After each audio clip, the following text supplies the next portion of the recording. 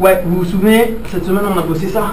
Tac, j'ai dès qu'il y a mon partenaire, je rentre à l'intérieur, je sweep. Ok? En luta libre, nous, notre école, c'est celle de Flavio. D'accord?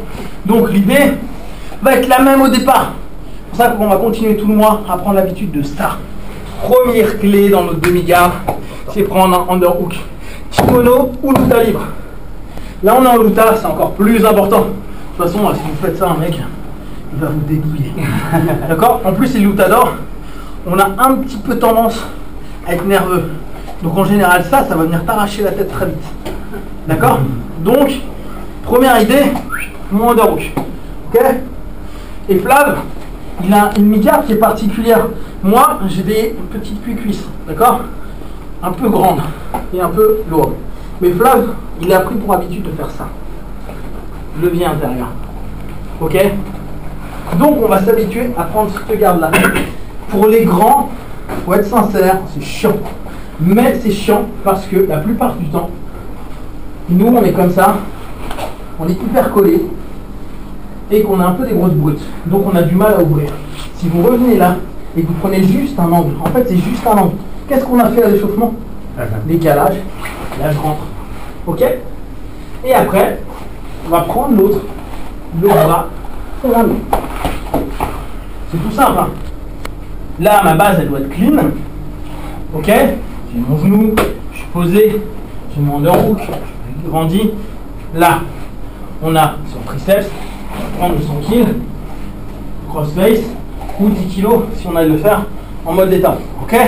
Donc, là, moi, ce qui m'intéresse, c'est que vous puissiez voir des alternatives, plutôt luta, mais celle de Gordo, elle fonctionne. Hein. Celle de Gordo qu'on a fait, elle fonctionne très bien en nogi. Hein. Là, c'est juste pour voir. Donc, ce qu'on va prendre l'habitude, on crée toujours des leviers. Je décale ma hanche, je reviens. Ok? Là, tout simplement, je redresse, je reprends, je décale, je vais direct sur le côté. Ça va les côtes? Pas de problème. Ok? Underhook, triceps, je tire bien vers moi. Ma hanche, elle n'est pas en mode tranquillou, elle est en pression sur mon partenaire. D'accord? Hop. Là, puis ça n'existe pas. J'aime bien le montrer, d'accord? Donc ça sert à rien. Donc après, vous prenez un 100 kg. Ça marche que si t'es en slip. C'est cela. Et tu fais du cash. Tu fais du cash. Ouais. Protège tibia slip, là ça passe. D'accord? Donc, principe de la mi-garde, c'est quoi? Anciennement parlant, c'était une transition pour récupérer la pleine garde. C'est ce qu'on disait. Tous les gens claquent. Là, il est trop petit. Voilà. À la base, nous, on a développé tout un jeu à partir de là, mais à la base, je vous rappelle, c'était simplement pour refaire ça. Donc, quand on est tout débutant en BJJ, en luta, la garde fermée, c'est bien. Même si Flavio n'aime pas, c'est bien. D'accord? Là, hop, on est là. Et, première chose qu'on pense, underhook.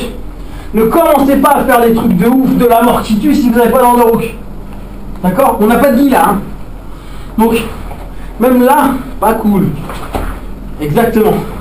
Là, on underhook. Et si je dois me battre 2 heures pour l'underhook, je me bats 2 heures pour l'underhook. Lui, pendant ce temps-là, il ne fait pas autre chose. Hein. D'accord? Et si c'est long, c'est long. Et je vous assure que moi, la toute première chose qui m'a fait chier quand j'étais arrivé au tout début, avant ici avec Flav, c'est que moi, en bon jujutsuka de base, le mec qui rentre en underhook, il disait ouais, esgrime. Je dis mais non, je fais que je fasse ça. Bah ouais, bah voilà. Et quand tu fais ça à nos amis Fabi et compagnie, bah c'était pas la fête. Hein. Donc au bout d'un moment, et je me souviens, c'est avec Mathieu où j'en avais ras-le-bol. Mathieu, il est en underhook, trop bien. Il esgrime tout le temps. Donc moi, je commençais, puis au bout d'un moment, je fatiguais. J'en avais marre. Sauf qu'il faut jamais en avoir marre. Là, il est là, et ben je me fous, ma vie, je vais la passer à passer mon underhook. Voilà, là, boum. Je me bats. Mon underhook, c'est une priorité. Je vous rappelle, principe de base, quand on est au centre, on est fort.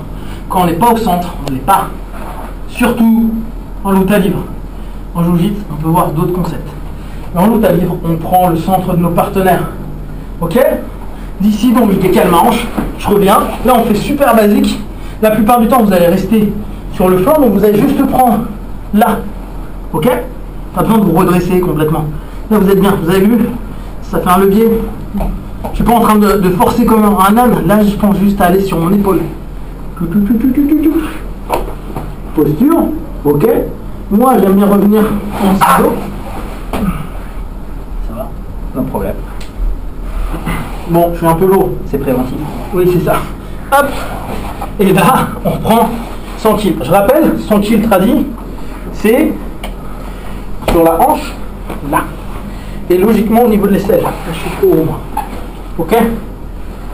Après, vous pouvez le modifier selon votre habitude. Ce qui va être intéressant, ça va être de se travailler à partir de là. Il y a... Ah oui, je reprends ce que Pavaron nous avait montré. Qu'est-ce qu'il nous avait expliqué? Là, ici, nous, on a tous l'habitude de faire... Ah, d'accord, bouge. Ça va. D'accord. Mode Pavaron. Je lève, je prends. Maintenant, bouge. C'est la merde. C'est la merde. Ça, c'était plutôt Flavio. Ouais. Avant, c'est en plus la... Ah oui, mais en plus, oui, non, mais d'accord, non, mais l'idée qu'il avait vraiment, c'était ça. Ça, c'est vraiment génial. Pourquoi? Parce qu'on n'a plus notre structure flat au sol. Donc il ne peut plus utiliser sa base à ce moment-là. Ça, c'est vraiment cool. Ok? Ça va pour tout le monde? Oui, c'est tout simple. Allez!